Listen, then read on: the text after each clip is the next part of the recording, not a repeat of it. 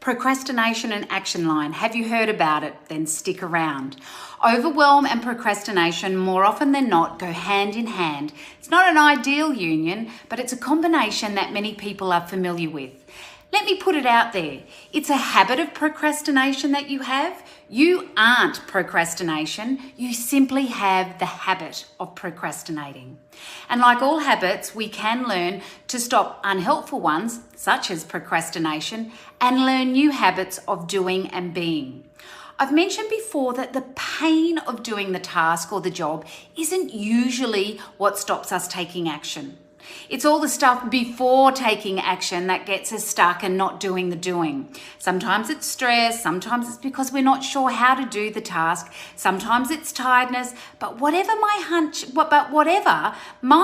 is, if you believed that you were going to get an immediate reward for doing the task, you would do whatever was in front of you straight away.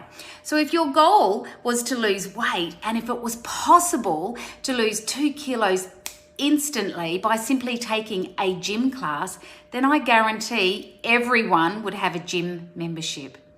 You may have seen a meme along the lines of, start exercising today, your future self will thank you for it. So this is the present and the future selves. Unfortunately, life doesn't work that way, and our biology of being human kicks in right about now, and our present self is not too keen on future self goals.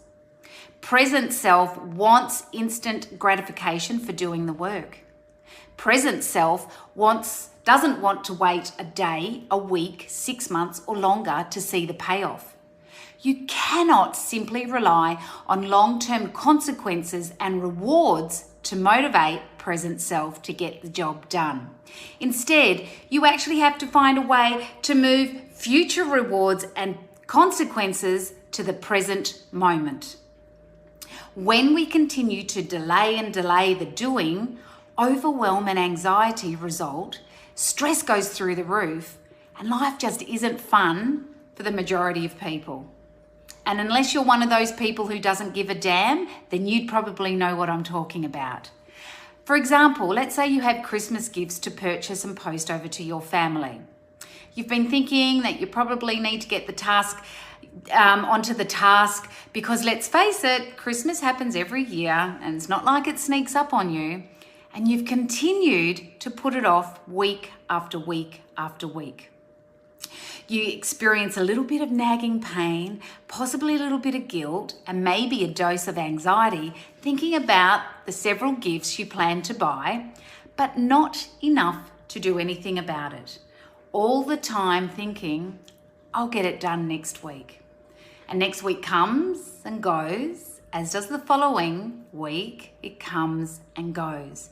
And before you realize it, you've only had a handful of days left to go and buy those damn presents and post them. And suddenly, the future consequences of battling crowds, finding parking spots, having to pay higher postage to get it there on time, plus trying to do all the other things that you've left to the last minute, turn into present consequences, and you reluctantly head to the shops to take on the festive crowds. Are you feeling me? Oh joy. The pain of procrastinating has finally escalated, and you've crossed the action line. This is what is known for the moment when we finally move beyond procrastination and finally take action.